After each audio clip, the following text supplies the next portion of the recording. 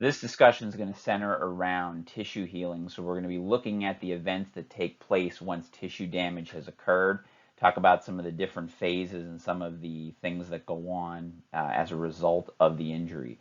So we'll be kind of going through the different phases and some of the physiology that's involved with each of the individual phases. So when we look at the healing process, you have to kind of understand the tissues affected after injury. So even though I'm going to be giving you kind of a general, we're going to go through kind of a general time frame as to how the typical days, times and days in which the events occur. But understand too that the different tissues are affected by this process differently. We'll talk about that a little bit towards the end of this discussion and talk about how, for instance, a little bit how a ligament might differ from muscle tissue when that gets damaged. You have to consider the stages of tissue repair. So there's going to be some general timelines for these stages. They are sequential, but it's something interesting to note that there's really no clear delineation between the stages. So I'm going to give you general time frames that you normally see. But one of the things to understand that even though they're sequential, they also overlap. Okay, so there's overlapping events in between the different stages of healing, so that's important to recognize. And again, the healing characteristics are affected by the severity of the injury, the type, and the amount of tissue involved.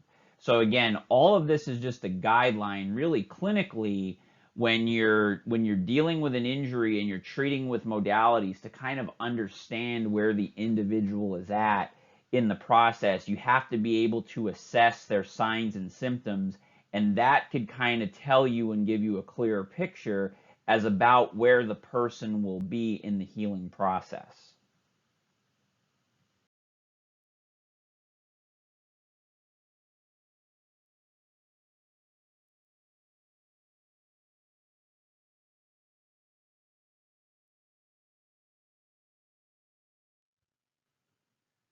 So here you see a figure, and this figure is in your textbook, and this kind of illustrates what I was trying to discuss earlier about these three phases and kind of how their time frames and there's certain points where there's kind of, again, overlapping events. So as you can see on this figure, and this is in your textbook as well, you have the inflammation phase, you have the proliferation, or what's also called the fibroblastic repair phase, and you may hear me refer to it as that throughout the discussions, and the remodeling phase. And each of these three phases, again, happen sequentially, but they have events that kind of overlap.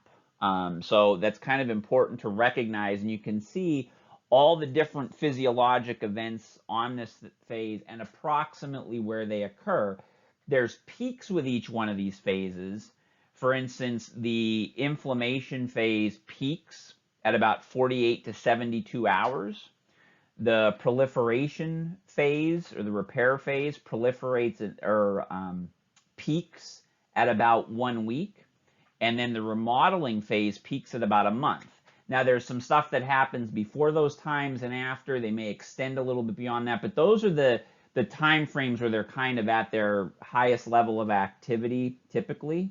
So, and again, you can see, as I said, take a look at this. We're going to be discussing all of these different events and kind of what they mean, but then, from a visual perspective, you can see what that means as far as the tissue. Now, again, from the clinical standpoint, what's important about this is you being able to recognize, based on what happens during the phases, the signs and symptoms that the patient presents with, because that gives you an idea in as far as how you can advance them in rehabilitation. It can tell you whether or not you may not have to do a modality anymore, okay? Because sometimes people do certain modalities for too long and they don't need to do them. So that kind of allows you to be a little bit more goal-oriented. So we'll go through these events as we kind of move along, but this just kind of gives you a good picture as to where kind of everything occurs. Okay, so again, you have your three phases. The inflammatory phase. So we said the inflammatory phase peaks at about 48 to 72 hours. It could last anywhere from obviously day 1 until day 5. But typically 48 to 72 hours is what you see. But in a severe enough injury, remember we said the severity of the injury will a lot of times dictate how long these phases will last. You could still have some signs and symptoms of inflammation even upwards to 5 days. The proliferative phase, or the fibroblastic repair phase, goes anywhere from day 2 to 6 weeks. So again, week 1 is where it kind of will peak at, where you'll start to have a lot of activity from the proliferative phase. And again, it could go upwards to 6 weeks depending on the severity of the injury. And then you have the remodeling phase, which can last 3 weeks up to a year, maybe even slightly beyond a year for the remodeling phase. And again, each one of these phases, again, will have their different goals and purposes, and we'll discuss what each one of those are. Again, they occur in a coordinated fashion and demonstrate progression of healing. So as you have an individual who is injured, you will start to gradually see, hopefully over the course of time, you start to see changes happen with them as you treat them and progress them throughout their rehabilitation.